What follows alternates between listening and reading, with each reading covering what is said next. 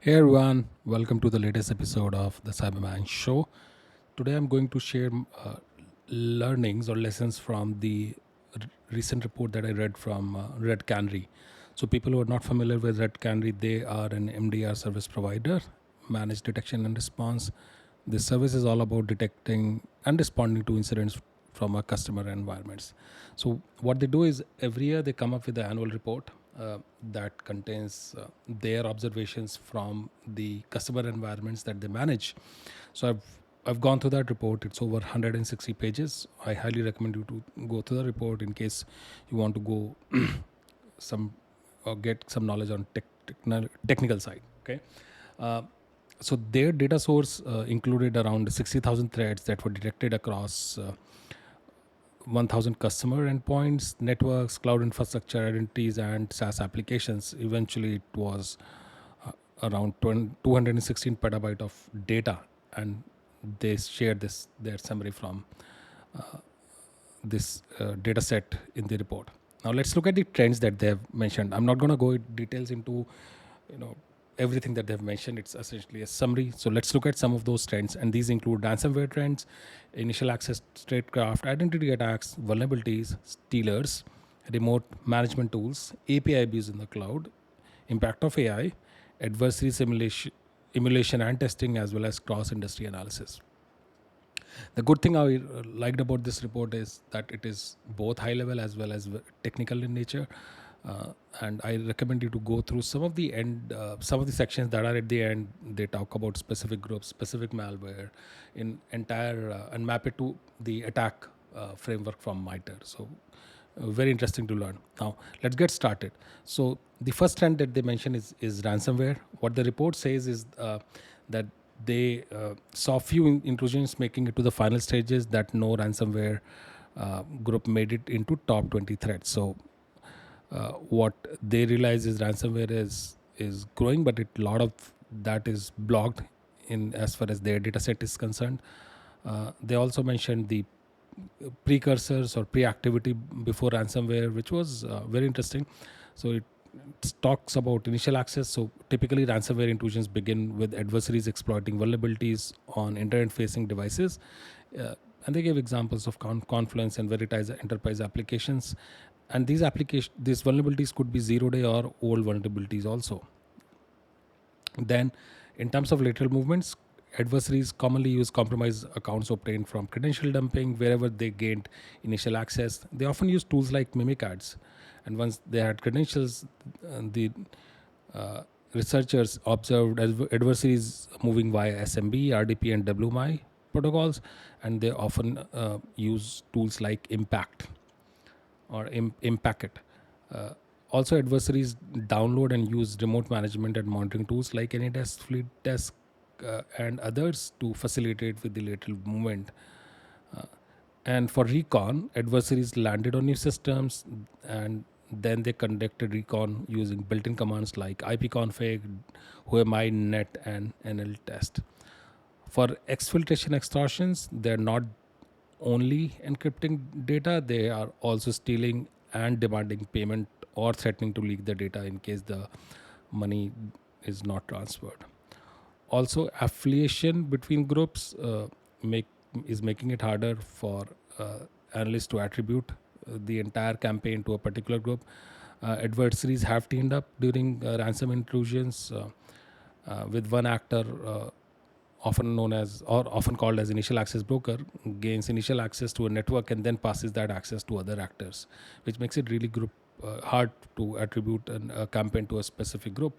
And the example that they mentioned is in one of the intrusions, some TTPs overlapped with what Mandiant observed from Alfie, the exploitation of Veritas software, as well as use of bitsadmin were not sufficient evidence to give the confidence in associating the intrusion with Alfie. Okay, so that was an interesting thing. Although I've observed that in the past also. Um, People sell access, and once their job is done, it's all about getting more money from the same victim. Uh, Moving on to the second trend, initial access trade crafts. So phishing was observed as the most popular initial access method, and Uh, they also observed QR code based phishing attempts. Now, specific to phishing in terms of attachment, the report noticed that threat actors are using files that are not classified as mark of the web. And so, people who don't know MOTW files, so Windows uses MOTW to indicate that a file originated from internet, which gives Microsoft Defender Smart Screen an opportunity to perform additional inspection on the content. Uh, and it also supplies the basis for prompting a user with an additional prompt when high risk extensions are opened. So you might have observed this when you download certain files, specific extension, and if you try to execute them on Mac or Windows, you get an additional alert. So those are MOTW file, and it is based on specific formats. So compressed archives like zip or RAR, as well as container file formats like ISO, VHD, were noted to not be restricted, blocked, or generate warning prompts in the same way as files that do contain the mark. Now, Microsoft last year issued patches that declared zip and ISO files to be declared as MOTW, but then threat actors moved to a new file formats. Example, uh, in one of the phishing emails, the research noticed OneNote attachments as malicious. And in fact, OneNote uh, was updated by Microsoft later to block embedded file within the commonly abused extensions by default. Actors also used MSIX files to deliver malware. MSIX is a Windows application package installation format that IT and developers commonly use to deliver Windows applications within the enterprise. Okay. Also, in the initial access side, SEO poisoning along with malvertising or malicious advertising is very popular now. So adversaries create malicious websites that use SEO techniques like placing strategic search keywords in the body or title of a web page. They attempt to make their malicious sites more prominent than legitimate sites when search results are written by Google or other search engines. So they would either buy ads or they will use SEO essentially and tie it up with malicious software. So example, it could be common software like Zoom, TeamViewer, etc., or they might pose as software update. And malvertising leads the victims to these malicious pages, and that's how the intrusion is done. In terms of vulnerability exploitation for initial access, the report noted that new CVs are getting exploited, uh, and there was this mention of 3CX as well as Move It software supply chain. The report also mentioned specifically that there is a trend of moving from Windows operating system to enterprise-based application exploitation, and they expect it to increase. So I absolutely agree with that. Those are the trends we have been observing across multiple reports and multiple data sets that I've read. Let's go to the third trend, which is about identity attacks. As you would know and agree, that humans remain the primary vulnerability that adversaries took advantage of when they targeted identities in 2023. And adversaries continue to steal credentials through familiar means like phishing, malware, data leaks, brute force attacks, MITM attacks, watering hole attacks, previously compromised systems. Also, attacks on MFA based systems. So now adversaries are going after phishing help desk and technical support employees to trick them into registering new MFA devices. This is absolutely noteworthy. Adversaries typically would call the help desk, posing as an internal employee in order to trick them to resetting the victim account's MFA setting, and then adversary will register their own mobile device and hence gaining unauthorized access to a corporate identity by fundamentally modifying the authentication sequence. The report also noticed an increase in SIM swapping. So, what adversaries would do is they would social engineer mobile service providers into switching their victims' registered phone number to a new SIM card controlled by the adversary, thus allowing them to receive calls and text messages sent to the victim, including MFA codes sent over SMS or uh, phone calls. SIM swapping, a highly privileged user can potentially offer adversaries untold access to the enterprise environment where they can exfiltrate data, surveil the content of the communication, and more. So imagine this sequence where the adversary does the recon of this person using LinkedIn and then potentially calling the telecom providers to switch, okay, the SIM. And then the report also mentions that they observed malicious logging patterns when these things are attempted. So things like logging attempts from unfamiliar locations, concurrent login attempts from desperate geographical locations, logins from malicious IP spaces or those associated with suspicious hosting or VPN services, as well as logins occurring in tandem with high volumes of MFA requests. What that means is you can enable alerts on your SIEM or any detection platform or where identity uh, data authentication attempts are tracked and get alerts on it. Okay.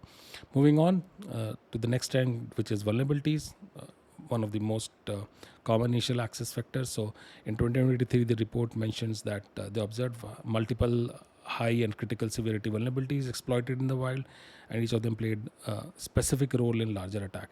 In fact, the larger attack path was often consistent enough that the vulnerability used for initial access could easily be sorted out for any new vulnerabilities as adversaries evolved. Let me explain that. Okay. So what happens is initially, as long as there is a public facing service, attackers will use a 0 day or an old vulnerability, exploit it, and then what they do is they, as a next step, they transfer tools on that compromised system. You can observe PowerShell, certutilate, or curl commands.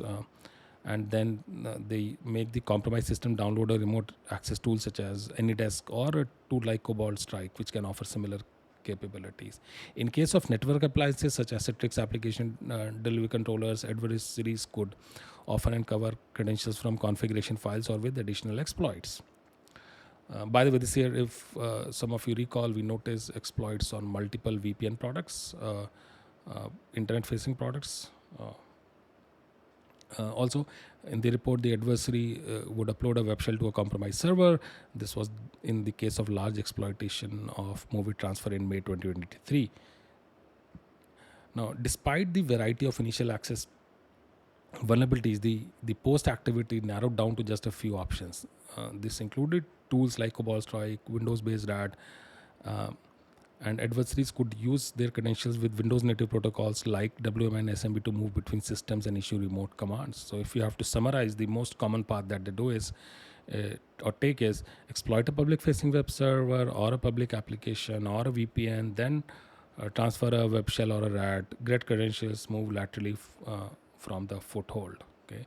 Now the biggest finding as per this report is that after the vulnerability is exploited, the attacker behavior remains the same. So you can swap out the pieces of intrusion chain with a new shiny exploit, but reality shows that the adversaries revert to a predictable playbook once they gain access. What that means is you can build playbooks, detection mechanisms around this to understand the exploitation and recon as well as lateral movement specific attempts.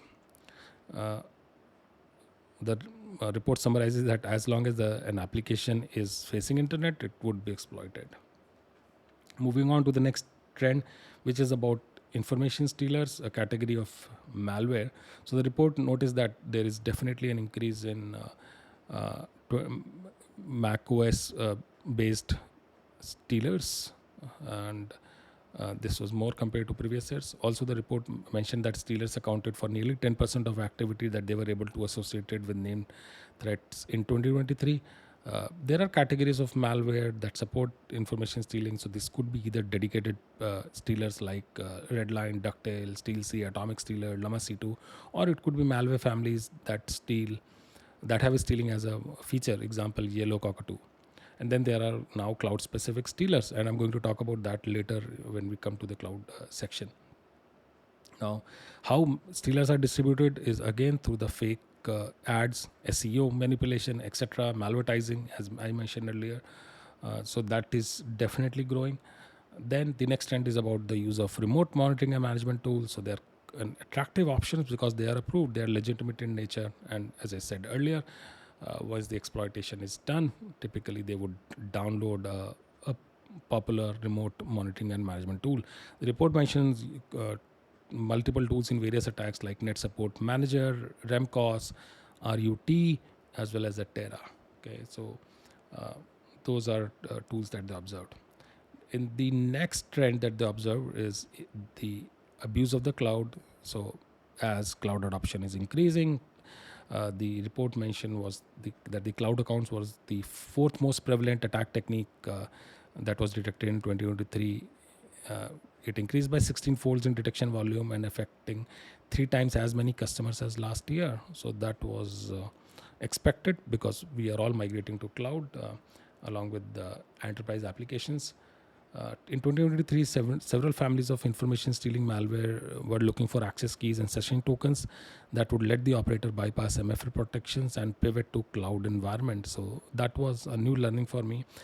The report also mentions that certain uh, information stealers like Redline, Llama 2, etc., they were deployed across customer base and were used to steal cookies as well as active session tokens from web browsers. And then these were used to gain access to the cloud infra. And then there's cloud specific stealers that would target AWS credentials. I'm sure more will be developed targeting Azure, Google, other clouds, as well as multi-cloud environment capabilities. What attackers do is they leverage these credentials to perform AWS API actions like creating new users, generating new access keys, as well as escalating permissions through built-in IAM roles. So essentially, they don't need a password. All they need is a compromised token. Example, in case of one of the customers, the report mentions that an adversary with access to primary refresh token on Azure can leverage that to maintain access and sign into services across the Microsoft cloud. Tools like AAD internals as well as road token leverage multiple API endpoints to collect domain information, generate new identities, and more capabilities. Okay.